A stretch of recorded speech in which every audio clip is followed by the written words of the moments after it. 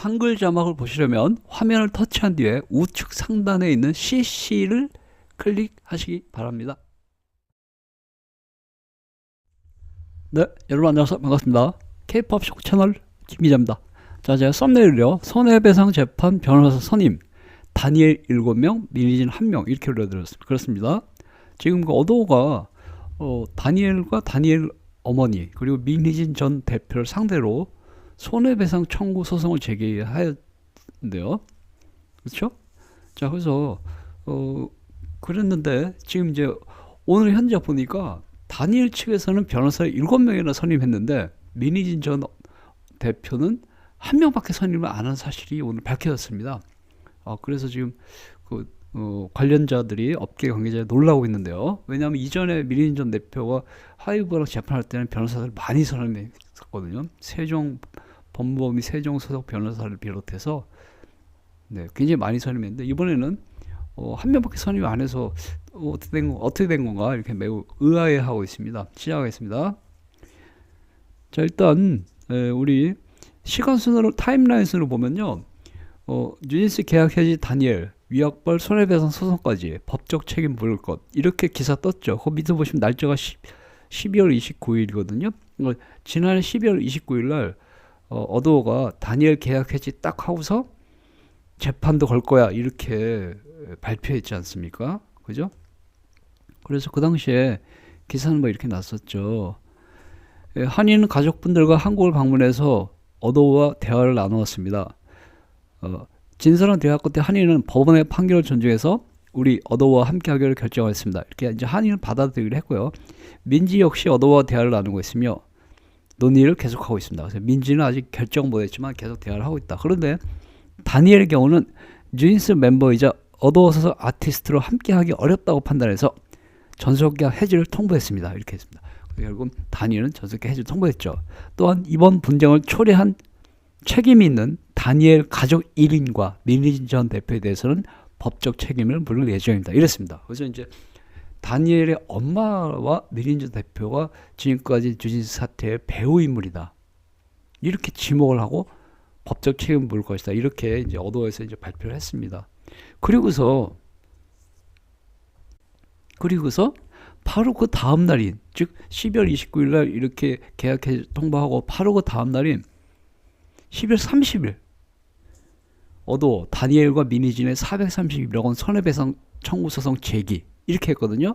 밑에 날짜 보시면 2025년 12월 30일 이렇게 돼 있죠. 그러니까 12월 29일 날 다니엘한테 전속계약이 딱 통보하고 바로 다음 날 430억 손해배상 청구 소송 딱 제기한 것입니다. 그런데 민희진 씨까지 포함해서 손해배상 청구 소송을 제기한 것이죠. 네, 그렇습니다. 그래서 그때 기사에 이렇게 났습니다. 어도어가 계약을 해지한 멤버 다니엘과 그 가족 및 민희진 전 대표에 대해서 430억 원의 손해배상 청구 소송을 제기했다.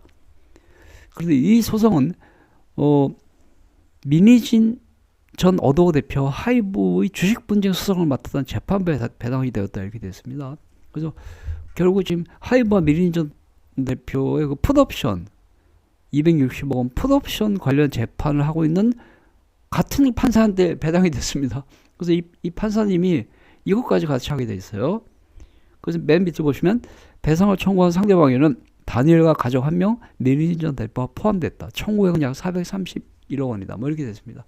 그래서 다니엘 어머니, 민희진 전 대표 3명한테 431억 원의 손해배상 청구 소송을 제기했다. 이렇게 됐습니다.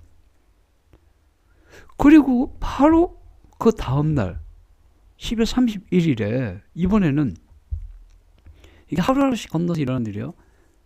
뉴진스 퇴출된 다니엘 변호사 선임 이렇게 됐습니다. 밑에 날짜 보시면 2025년 12월 30일 이렇게 됐죠. 아까 12월 29일 날 어도어가 다니엘 전속계약 해지 통보, 그리고 12월 30일 날 어도어가 다니엘 어머니 민희진 전 대표 상대로 손해배상 청구 소송, 그리고 바로 그 다음 날은 12월 31일에 다니엘이 변호사 선임. 그러니까 다니엘은 바로 그 다음 날 나한테 430 재판 걸었어?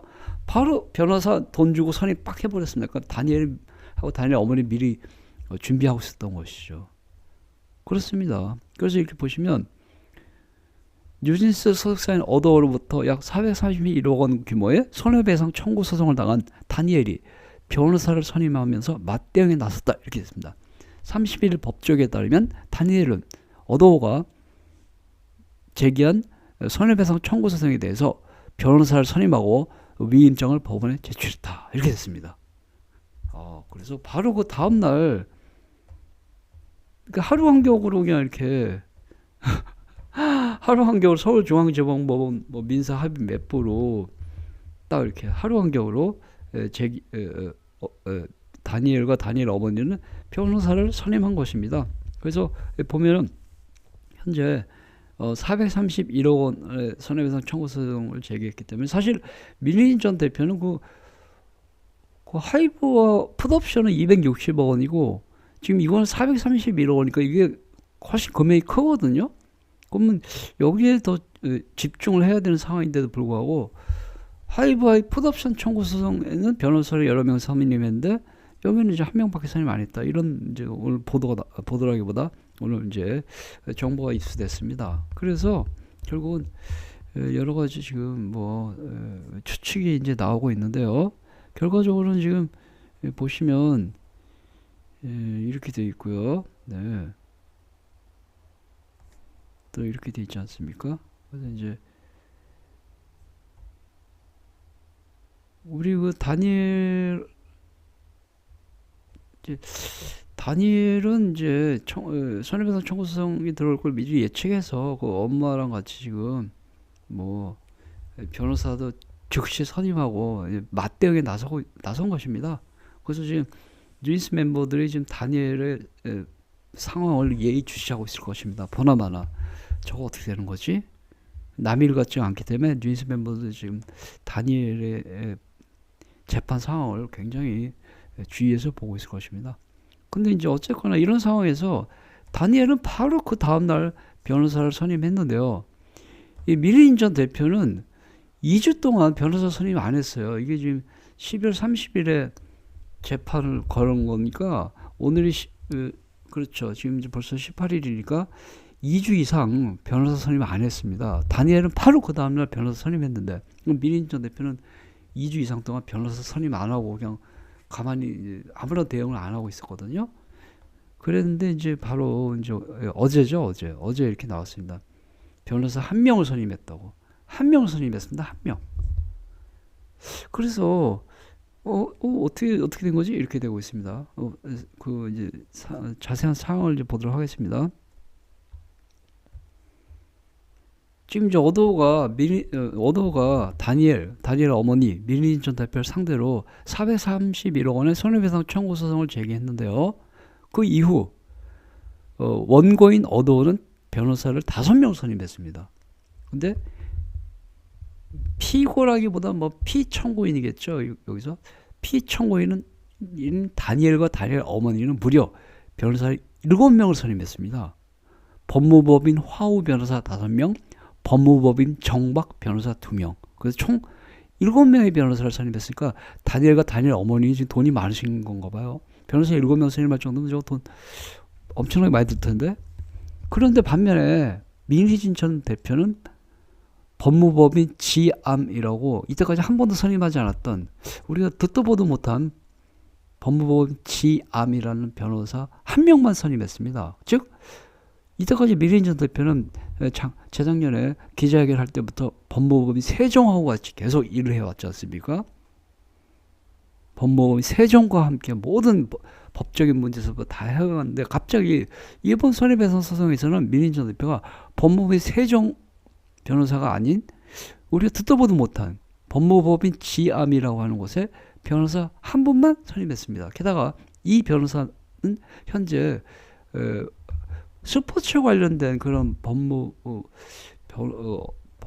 그런 법무 일을 많이 맡고 계시거든요. 스포츠 무슨 한국 프로야구 협회인가 한국 야구 협회인가 사무총장도 지내시고 하여튼 뭐 그렇습니다. 스포츠 관련된 일을 하고 계신 분이신데 이분을 갑자기 이런 전문적인 금융적 소송에 손해배상 청구 소송에 변호사 선임했습니다.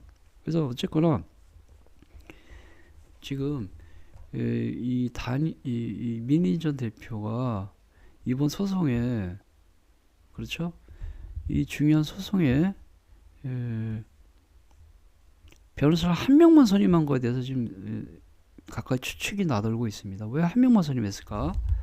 431억이면 큰 돈이 걸린 건데 한 명만 선임해서 이게 지금 여러 가지 추측이 나오고 있습니다.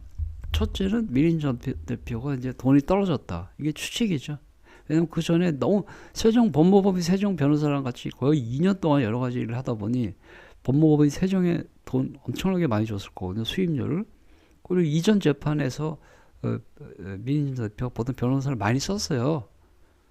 근데 갑자기 가장 중요한 돈 걸림 재판에 한 명만 선임했고, 그것도 법무법인 세종도 아니고 듣도 보도 못한 잘 모르는 그냥 조그만 법무법인 변호사 선임했고요.